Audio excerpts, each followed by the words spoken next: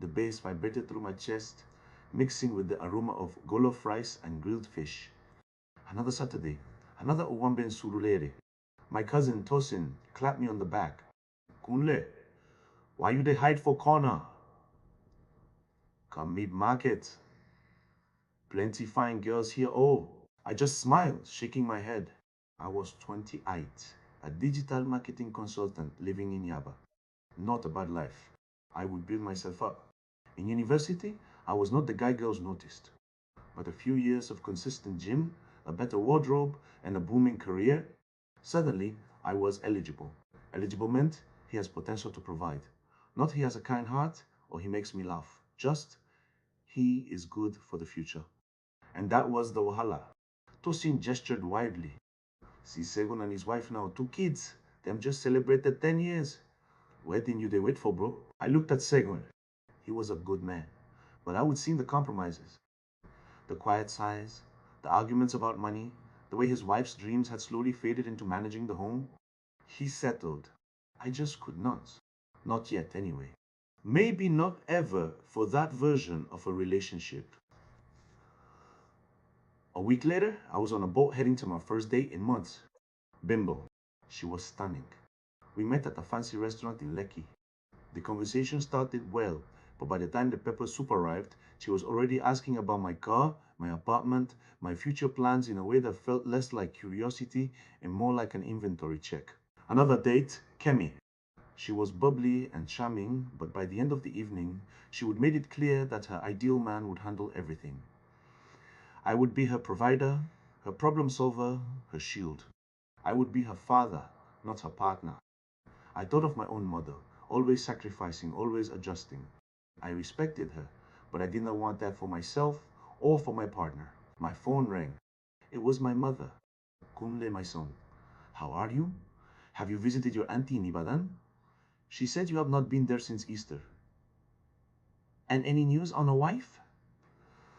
I saw Funmi's daughter. She just got married. The subtle pressure. It was always there, a low hum, like a distant generator. I wanted a partner. Someone who celebrated my wins and challenged my blind spots. Someone who had her own dreams, her own hustle. Someone who saw me, Kunle, for my mind and spirit, not just the car I drove or the potential salary. Was that really too picky? Or was it just basic respect? One Friday evening, at a busy buka in Ikeja, my friends Segun and Emeka were on about it again. Kunle, you two, they found deep. Emeka laughed, sipping his beer. Just pick one, I beg. Nah, so Ebi.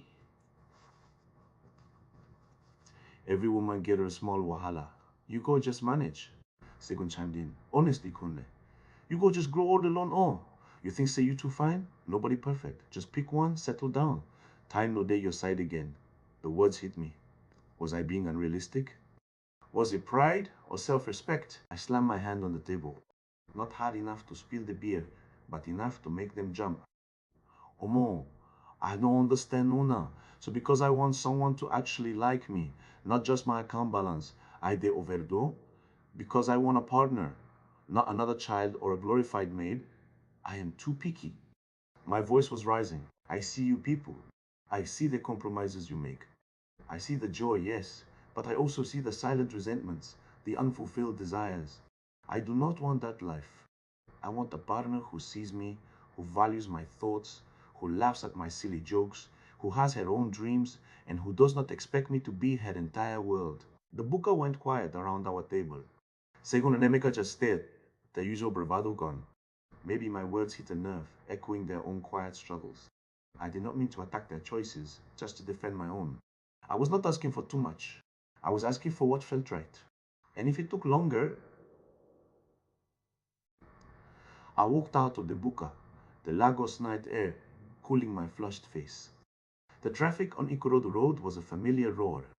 I was not sure if my friends understood, but I understood myself. My pickiness was my boundary, my self-worth. I would rather stand alone, truly seen, than be half seen in a crowd. I hailed the danfo, the conductor yelling, Maryland, Maryland, as I squeezed in. The generator hum started up one by one as NEPA light flickered off somewhere in the distance. Lagos never sleeps, and neither did my hope for a love that truly saw me. I knew it was out there. Or maybe I was enough, all on my own.